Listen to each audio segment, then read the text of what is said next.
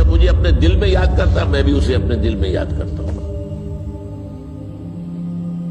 جب میرا بندہ کسی محفل میں میرا ذکر کرتا ہے میں اس سے کہیں بہتر محفل میں اس کا ذکر کرتا ہوں۔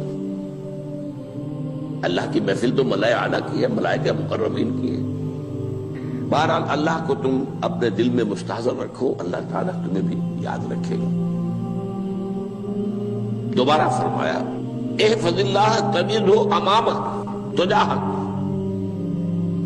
اللہ کو یاد رکھو تو اپنے سامنے موجود پاؤ گے، جب چاہو دعا کرو تو احفظ اللہ تجدہ امامک یا تجاہک، اپنے سامنے موجود پاؤ گے۔ اذا سألت فاسأل اللہ، اب آ گیا وہ مرکزی مضمون۔ دیکھو جب مانگو اللہ سے مانگو، غیر اللہ کے سامنے ہاتھ دراز کرو ہی مت۔ ایک حدیث میں آتا یعنی حرام نہیں ہے، دنیاوی قواعد اصول قوانین کے تحت کسی سے مدد چاہنا، کوئی سوال کرنا حرام نہیں ہے۔ آپ سوال کریں، مدد لیں، اسی پر دنیا قائم ہے، ایک دوسرے کے ساتھ تعاون کے ساتھ۔ لیکن اونچا مقام کیا ہے؟ کسی سے سوال مت کرو سوائے اللہ، یہاں تک کہ جوتے باندھنے کا تسمہ تمہیں درکار ہے تو بھی کسی سے مت مانگو، اللہ سے مانگو۔ کیا پتہ اللہ کس کے دل میں ڈال دے اور وہ آ کے تمہیں تسمہ پیش کر دے۔ ہوتا ہے ایسا، بس اوقات ہوتا ہے۔ جو اللہ کے ساتھ لو لگا کر رکھنے والے ہیں ان کے تو ایسے واقعات ہوتے ہیں کہ دل میں ایک بات آئی اور اس کے بعد وہی بات جو ہے وہ کوئی شخص آ گیا، اس نے وہ بات پوری کر دی۔ کیونکہ لوگوں کے دل جو ہے وہ تو اللہ کے دو انگلیوں کے مابین جو چاہتا پھر دیتا ہے۔ کیا پتہ اللہ کسی فرشتے کو انسانی شکل میں بھیج دے، آتا ہے فرشتہ، آتا ہے انسانی شکل میں آتا ہے، آپ کی تکلیف کو رفع کر دے، آپ کی ضرورت کو پورا کر دے۔ اسی سے مانگو، کسی اور سے مانگو۔ یہ ہے توحید کا لب لباب۔ یوں سمجھیے اسلام کی جڑ کیا ہے؟ ایمان۔ اسلام کا جو خارجی نظام عمل ہے، انفرادی اعمال ہو اجتماعی ہو، ان سب کی روح رواں کیا ہے؟ ایمان۔ ٹھیک، ایک بات ہو گئی۔ ایمان کا خلاصہ لب لباب کیا ہے؟ ایمان باللہ۔ ویسے ایمان بالآخرہ بھی ہے، ایمان بالملائکہ ہے، ایمان بالانبیاء ہے، ایمان بالرسل ہے، ایمان بالکتب ہے، ایمان بالقدر ہے، لیکن اصل ایمان، اسی لیے ایمان مجمل میں آپ کو معلوم ہے کسی اور چیز کا ذکر نہیں۔ آمنت باللہ کما ہوا باسمائہ وصفاتہ وقبلت جمیع احکامہ اقرار باللسان وتصدیق بالقلب، یہ ایمان مجمل ہے۔ اجمالی طور پر ایمان اس کا نام ہے، ہاں مفصل تفصیلی طور پر آمنت باللہ وملائکتہ وکتبہ ورسلہ والیوم الآخر والقدر خیرہ وشرہ من اللہ تعالی۔ تو اسلام کی جڑ ایمان، اور اسلام کا سارا جو نظام عمل ہے، چاہے انفرادی اعمال ہو چاہے اجتماعی، ان سب کی روح رواں ایمان، اور ایمان کا خلاصہ ایمان باللہ۔ اور ایمان باللہ کا اصل حاصل وہ ہے جو اس حدیث میں آ رہا، اس کے دو ہیں تقاضے، عبادت صرف اسی کی، استعانت صرف اسی سے۔ اس لیے میں نے سورہ فاتحہ کا تذکرہ شروع میں کیا، یہ عبادت کا جوہر ہے، عبادت کا جو ہے یہ ایمان کا حاصل، عبادت صرف اس کی ہے اور استعانت صرف اس سے۔ استعانت ہی میں سوال بھی آ گیا، یہ بھی مدد ہے۔ آپ کسی سے کچھ مدد مالی چاہ رہے ہیں یا کوئی اور مدد چاہتے ہیں، کسی کام میں مدد چاہتے ہیں، جیسے میں نے کہا تھا کہ سفارش کرانا چاہتے ہیں، بھی مدد ہے۔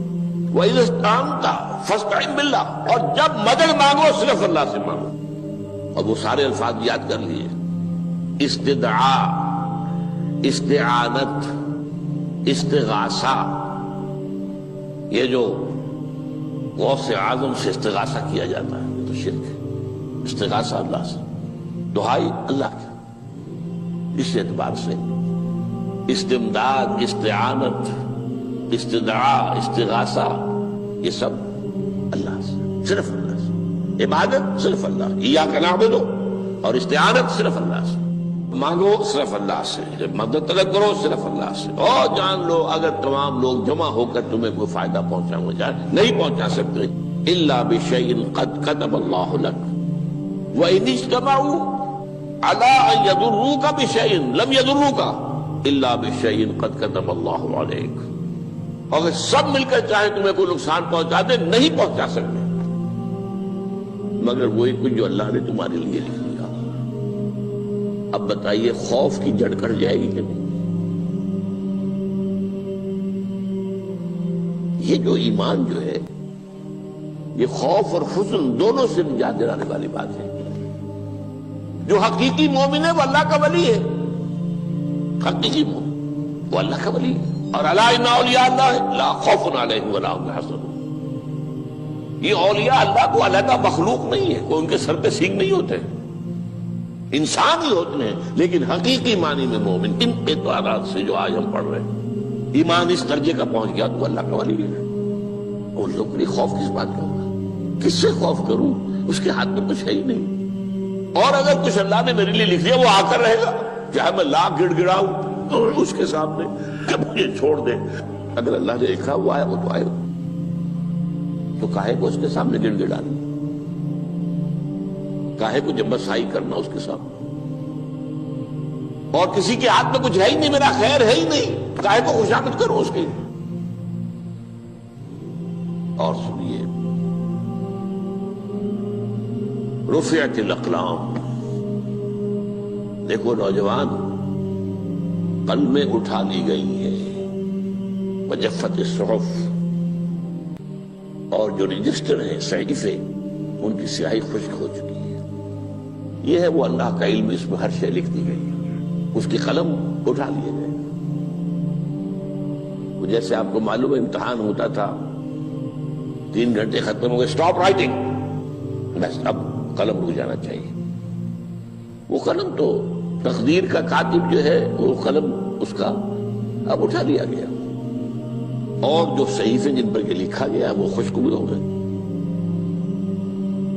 یہ تو روایت ہے جو امام ترمذی نے جس کو روایت کیا، یہ متن ان کا ہے جو ہم نے پڑھا ابھی، اور ان کا قول یہ ہے کہ یہ حدیث حسن صحیح ہے، لیکن یہی روایت اور انہی راوی سے عبداللہ ابن عباس سے رضی اللہ تعالیٰ عنہما اور بھی محدثین نے کی ہے۔ تو اس میں سے ایک اور متن جو ہے وہ یہاں پر امام نووی نے دے دیا ہے۔ احفظ اللہ تجدہ امامک، یہ تو پہلا وہ ٹکڑا تھا، وقت جاہد تھا، یہاں امامک ہے، امام مطلب ایک ہی ہے، اپنے سامنے پاؤ گے۔ اللہ کی حفاظت کرو، اللہ کو دل میں، اللہ کی یاد کو محفوظ رکھو، گویا کہ اللہ کو مستحضر رکھو۔ ذکر اللہ کے معنی کیا ہے؟ استحضار اللہ فی القلب، یہ ذکر اللہ ہے۔ جنہیں ہم ذکر سمجھ بیٹھے ہیں وہ ذکر کے ذریعے ہے۔ اقیم الصلاۃ لذکری، نماز قائم کرو میری یاد کے لیے، نماز ذریعہ ہے یاد کا۔ یہ علیحدہ بات ہے کہ آپ نے 17 رکعتیں بھی پڑھ لی ہو عشاء کی اور یاد آپ کو آئی ہی نہیں کوئی، آپ تو ایک میکینیکل انداز میں جو ہے وہ اٹھک بیٹھک کر رہے ہیں اور آپ کی زبان سے کچھ بھی نکل رہا ہے، تو اس کا آپ کے شعور سے، دل کی گہرائی سے کوئی رابطہ ہے ہی نہیں، وہ ذکر تو نہیں ہوا۔ ہاں نماز فرض تھی وہ ادا ہو گئی، آپ کی ایک فرض ادا ہو گئی۔ تو جنہیں ہم نے ذکر سمجھا وہ ذرائع ذکر ہے، اللہ اللہ سبحان اللہ سبحان اللہ زبان سے، یہ تاکہ اس کے نتیجے میں وہ ذکر حاصل ہو جائے۔ استحضار اللہ فی القلب، ذکر کے معنی ہے استحضار اللہ فی القلب۔ تعرف الی اللہ فی الرخاء، اور دیکھو کشادگی کے وقت میں تم اللہ کو یاد رکھو، اللہ کی طرف رجوع کیے رہو، بھول نہ جاؤ۔ وہ نہ ہو جو کبھی کہا تھا، بہادر شاہ ظفر کے اشعار میں سے بہت دور کا شعر ہے، ظفر آدمی اس کو نہ جانیے چاہے کتنا ہی ہو فام زکا، جسے عیش میں یاد خدا نہ رہی، جسے تیش میں خوف خدا نہ رہا۔ وہ ہے کشادگی کی حالت میں، جبکہ تمہارے لیے کشادگی ہے، اللہ کی طرف رجوع کیے رکھو۔ یعرف کا فی الشدہ، تو اللہ اپنی توجہ تم پر رکھے گا شدت کے وقت میں، جب تمہیں کوئی تکلیف ہے اس تکلیف کو تم پر آسان کر دے گا۔ تکلیف تو آنی ہے، جو لکھی ہوئی ہے وہ تو آئے گی، لیکن یہ کہ اللہ تعالیٰ اس کی شدت کو، ایک ہی چیز ہے جس کو ایک انسان بہت شدت کے ساتھ محسوس کر رہا ہے، دوسرا آدمی اتنا نہیں محسوس کر رہا ہے، احساس کا معاملہ ہوگا نا۔ وہ تو اصل میں اگر انسان کی نرز کٹی ہوئی ہے تو احساس ہوگا ہی نہیں، سرے سے ہی نہیں ہوگا۔ تو اس اعتبار سے اللہ تعالیٰ تمہارے لیے وہ شدت کی کمی کر دے گا۔ وَاعْلَمْ أَنَّمَا أَخْطَأَكَ لَمْ يَكُنْ لِيُصِيبَكَ، اور جان لو جو چیز تم سے چھوٹ گئی ہے، رہ گئی ہے، وہ ہرگز تمہیں ملنے والی نہیں تھی۔ اب آپ نے کسی ملازمت کے لیے درخواست دی ہے، درخواستیں مانگی گئی ہیں، اپنی سی محنت کر لی، نہیں ملی ملازمت، اب آپ بیٹھے ہوئے افسوس میں، رنج میں، غم میں، فلاں نے یہ کر دیا، فلاں نے یہ کر دیا، وہ فلاں جو ہے بڑی تکڑی سفارش لے آیا تھا، فلاں نے رشوت دے دی۔ چھوڑو میاں اس کو، وہ تمہارے لیے نہیں تھی۔ کاہے کو اپنے ذہن کے اندر یہ کھچڑی پکا رہے ہو بیٹھے ہوئے؟ خواہ آپ شاید سوء ظن میں بھی مبتلا ہو رہے ہو، کسی نے نہ رشوت دی اور آپ سمجھتے ہو کہ رشوت دی ہے اس نے۔ یہ ساری چیزیں جو ساری سیئات، ان کی جڑ کٹ جائے گی۔